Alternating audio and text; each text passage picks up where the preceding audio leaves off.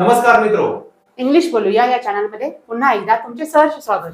आज आपण पाहणार आहे मराठीमध्ये एक वाक्य इंग्रजीमध्ये 5 वेगवेगळ्या पद्धतीने कसं करायचं. मला वेळ नाहीये. पहिल्या पद्धतीने असे करता येईल, आय डोंट हॅव टाइम. दुसऱ्या पद्धतीने असे म्हणता येईल, आय हॅव नो टाइम. तिसऱ्या पद्धतीने असे म्हणता येईल, I am busy right now. चौथ्या पद्धतीने असे म्हणता येईल, I don't have time at the moment. आणि पाचव्या पद्धतीने असे म्हणता येईल, I am tied up right now. हे जे वाक्य आहे, I am tied up right now, हे फ्लुएंट स्पीकर्स बऱ्याच वेळा बोलतात. काही हरकत नाही. पहिल्या पद्धतीने असे म्हणता येईल, नो प्रॉब्लेम. दुसऱ्या पद्धतीने असे म्हणता येईल, इट्स ओके. तिसऱ्या पद्धतीने असे म्हणता येईल, दॅट्स फाईन. चौथ्या पद्धतीने असे म्हणता येईल, डोंट वरी अबाउट इट. आणि पाचव्या पद्धतीने असे म्हणता येईल, नो वरीज. यातलं नो वरीज जे काय आहे ते एकदम नॅचरल वाटतं. मला थोडा वेळ द्या. पहिल्या पद्धतीने असे म्हणता येईल, गिव्ह मी सम टाइम. दुसऱ्या पद्धतीने असे म्हणता येईल, गिव्ह मी अ मोमेंट. तिसऱ्या पद्धतीने असे म्हणता येईल, जस्ट अ सेकंड. चौथ्या पद्धतीने असे म्हणता येईल, प्लीज वेट अ बीट. पाचव्या पद्धतीने असे म्हणता येईल, हँग ऑन अ सेकंड, जे जनरली स्पीकिंग मध्ये वापरले जाते. मी नंतर सांगतो किंवा सांगते. पहिल्या पद्धतीने असे म्हणता येईल, I will tell you later. दुसऱ्या पद्धतीने असे म्हणता येईल, I will let you know later. तिसऱ्या पद्धतीने असे म्हणता येईल, आय विल एक्सप्लेन लेटर. चौथ्या पद्धतीने असे म्हणता येईल, we will talk about it later. आणि पाचव्या पद्धतीने असे म्हणता येईल, I will get back to you, जे एकदम प्रोफेशनल आहे. तू बरोबर आहेस. पहिल्या पद्धतीने असे म्हणता येईल, यू आर राईट. दुसऱ्या पद्धतीने असे म्हणता येईल, यू आर ॲब्सोल्युटली राईट. जेव्हा तुम्ही जास्त ऍग्री असता तेव्हा तुम्ही असे म्हणू शकता. तिसऱ्या पद्धतीने असे म्हणता येईल, दॅट्स राईट. चौथ्या पद्धतीने असे म्हणू शकता, आय अग्री विथ यू. पाचव्या पद्धतीने असे म्हणू शकता, you have got a point. मला खात्री नाहीये. पहिल्या पद्धतीने असे म्हणता येईल, आय एम नॉट शुअर. दुसऱ्या पद्धतीने असे म्हणता येईल, I don't know for sure. तिसऱ्या पद्धतीने असे म्हणता येईल, आय एम नॉट सर्टन. चौथ्या पद्धतीने असे म्हणता येईल, आय हॅव नो आयडिया, जे तुम्ही जनरली स्पीकिंग मध्ये वापरू शकता. आणि पाचव्या पद्धतीने असे म्हणता येईल, आय एम अनशुअर अबाउट दॅट. मला मदत हवी आहे. पहिल्या पद्धतीने असे म्हणता येईल, आय नीड हेल्प. दुसऱ्या पद्धतीने असे म्हणता येईल, कॅन यू हेल्प मी.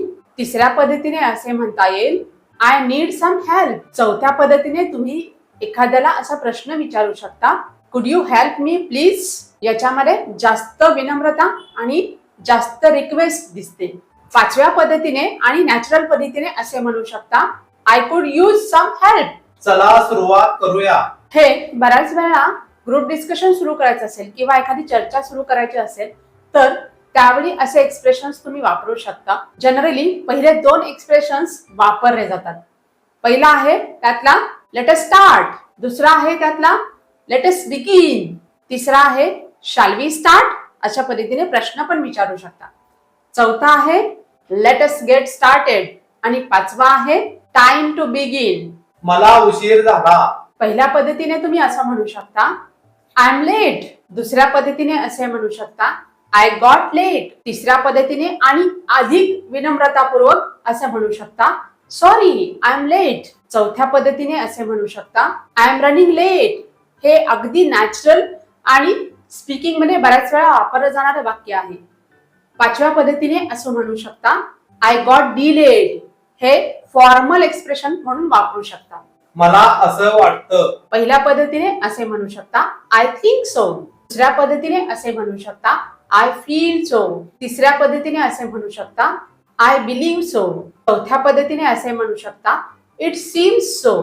म्हणजे जे जसं आहे तसं तुम्ही सांगताय. आणि पाचव्या पद्धतीने असे म्हणू शकता, I have feeling that. That म्हणून तुम्ही पुढचे वाक्य कंप्लीट करू शकता. मला फरक पडत नाही. पहिल्या पद्धतीने असे म्हणू शकता, आय डोंट केअर.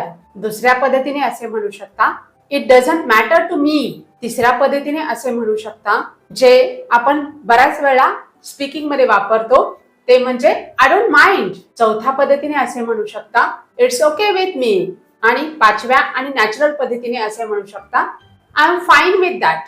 ते शक्य नाही. It's not possible. Second, it can't be done. Third, that's impossible.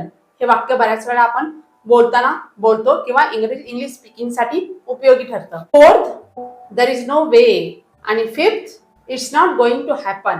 आपण बऱ्याच वेळा विचारतो तुला काय वाटतं.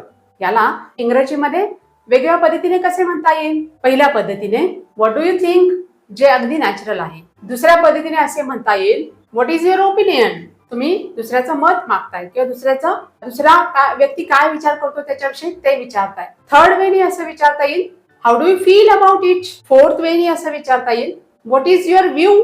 And fifth way any thoughts. हे बऱ्याच वेळा स्पोकन इंग्लिश मध्ये किंवा नॅचरल वेनी विचारलं जातं. एनी थॉट्स, मला वेळ लागेल. पहिल्या पद्धतीने it will take time. Second, I need some time. Third, give me some time. Fourth, it may take a while. Fifth, I will need a bit more. बऱ्याच वेळा एखादी गोष्ट आपणाला आवडते तेव्हा आपण म्हणतो मला आवडले.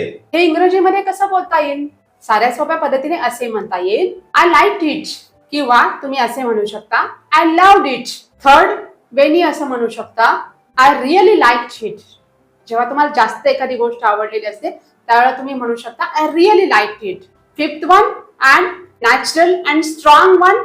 नॅचरली आणि स्ट्रॉंगली तुम्ही कसे सांगू शकता इट वॉज अमेझिंग. आपण एखाद्या व्यक्तीला वाट बघायला सांगतो त्यावेळेला आपण असं म्हणतो जरा थांबा. हे वाक्य इंग्रजीमध्ये कसं म्हणता येईल. पहिल्या पद्धतीने असं म्हणता येईल वेट. एकच शब्द तुम्ही म्हणू शकता. किंवा हेच जास्त रिस्पेक्टफुली तुम्हाला बोलायचं असेल किंवा तुमच्या सिनियरशी किंवा बॉसशी तुम्हाला बोलायचं असेल तर तुम्ही प्लीज वेट असं म्हणू शकता. हेच अगदी नॅचरल आणि साध्या सोप्या पद्धतीने होल्ड ऑन असं म्हणू शकता. चौथ्या पद्धतीने असे म्हणू शकता जस्ट अ मोमेंट. आणि एकदम स्पीकिंग मध्ये वापरलं जाणारं जे काही एक्सप्रेशन आहे ते म्हणजे होल्ड ऑन अ सेकंड. हे स्पीकिंग मध्ये जास्त करून वापरले जाते. आज आपण या व्हिडिओच्या माध्यमातून शिकलो आहे की एक मराठी वाक्य त्याची 5 इंग्रजी वाक्य कशी करायची किंवा एकच मराठी वाक्य 5 वेगवेगळ्या पद्धतीने इंग्रजीमध्ये कसे बोलायचे. जर तुम्हाला हा व्हिडिओ आवडला असेल तर चॅनलला सबस्क्राईब करायला विसरू नका. आणि सबस्क्राईब बटनच्या शेजारी असणारे बेल आयकॉन ही दाबायला विसरू नका जेणेकरून अशाच प्रकारच्या नवनवीन व्हिडिओचं नोटिफिकेशन सर्वात आधी तुम्हाला मिळेल. व्हिडिओ आवडला असेल तर लाईक करा आणि जास्तीत जास्त लोकांना शेअर करा.